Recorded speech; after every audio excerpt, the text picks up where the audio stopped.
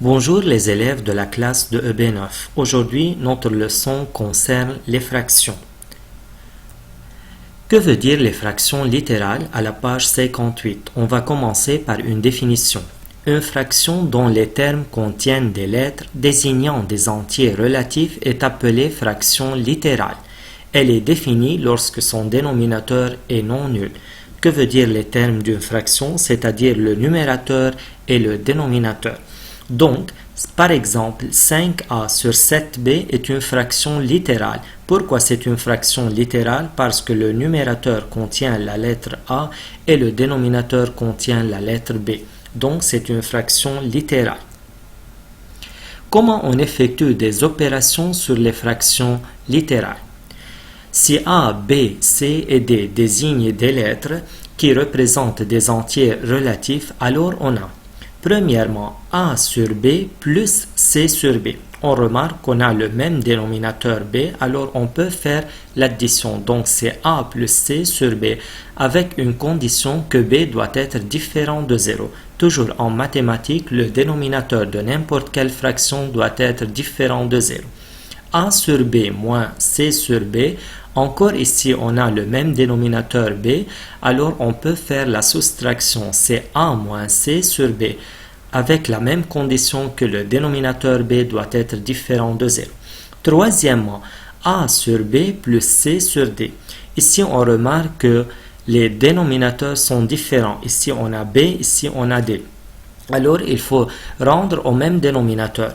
Pour rendre au même dénominateur, il faut multiplier la première fraction par la lettre d et la deuxième fraction par la lettre b. On obtient a fois d sur b fois d plus b fois c sur b fois d. Maintenant, on peut faire l'addition parce que les deux fractions ont le même dénominateur. On obtient a fois d, c'est-à-dire ad, plus b fois c, c'est-à-dire bc sur bd, avec une condition que b doit être différent de 0 et d doit être différent de 0.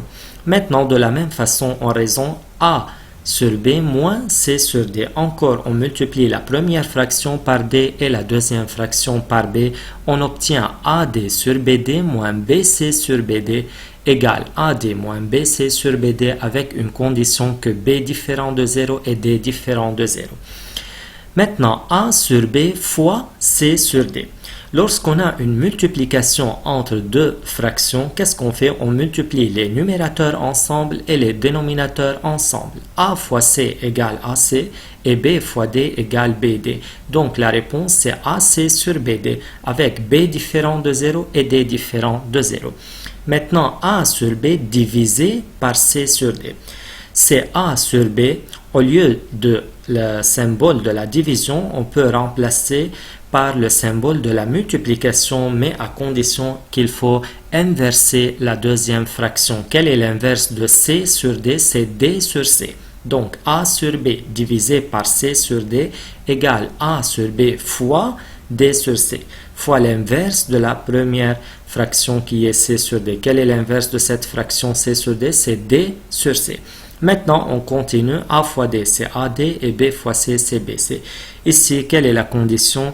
B doit être différent de 0, C doit être différent de 0 et encore D doit être différent de 0 pour que cette fraction C sur D soit définie. Par exemple, toutes les lettres désignent des entiers relatifs non nuls, c'est-à-dire différents de 0. Premier exemple, 2 sur m plus t sur n. Ces deux fractions n'ont pas le même dénominateur, alors on multiplie la première fraction par n et la deuxième fraction par m. On obtient 2n plus tm sur mn. Deuxième exemple, moins 2x sur 5y fois moins 10y sur 6x. Ici, on multiplie les numérateurs ensemble et les dénominateurs ensemble. Moins fois moins c'est plus, 2 fois 10 c'est 20 et x fois y c'est xy. 5 fois 6 30, y fois x c'est xy. On peut simplifier x et x, y et y et 10 et 10, on obtient 2 tiers. Troisième exemple, m sur n divisé par n sur m égale à m sur n. Au lieu du symbole de la division, on met la multiplication, mais il faut mettre l'inverse de cette fraction. Quel est l'inverse de n sur m? C'est m sur n. Alors m fois m, c'est m au carré, et n fois n, c'est n au carré. Maintenant, les fractions composées à la page 65. Règle. A, B, C et D sont des entiers tels que B différent de 0, C différent de 0 et D différent de 0. Diviser deux fractions revient à multiplier la première fraction par l'inverse de la deuxième. A sur B divisé par C sur D égale à A sur B. On peut mettre au lieu du symbole de la division ce trait de fraction sur C sur D égale A sur B fois l'inverse de C sur D. Quel est l'inverse de C sur D? C'est D sur C. Cette écriture A sur B sur C sur D s'appelle fraction composée. Par exemple, 3 sur 7 sur 2 sur 5, c'est une fraction composée, c'est-à-dire égale 3 sur 7 divisé par 2 sur 5.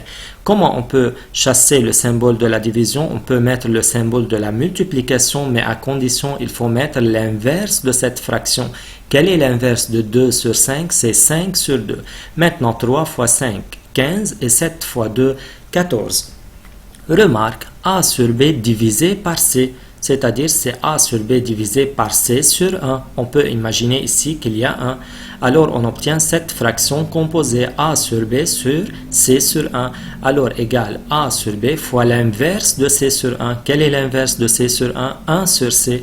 A fois 1 c'est A et B fois C c'est B, C. Et A divisé par B sur C, encore ici on peut imaginer qu'il y a 1, alors c'est A sur 1 divisé par B sur C. On obtient cette fraction composée A sur 1 sur B sur C égale A sur 1 fois l'inverse. Quel est l'inverse de B sur C? C sur B. A fois C, c'est AC et 1 fois B, c'est B. Avec la même condition que B doit être différent de 0 et C encore doit être différent de 0. Merci pour votre attention.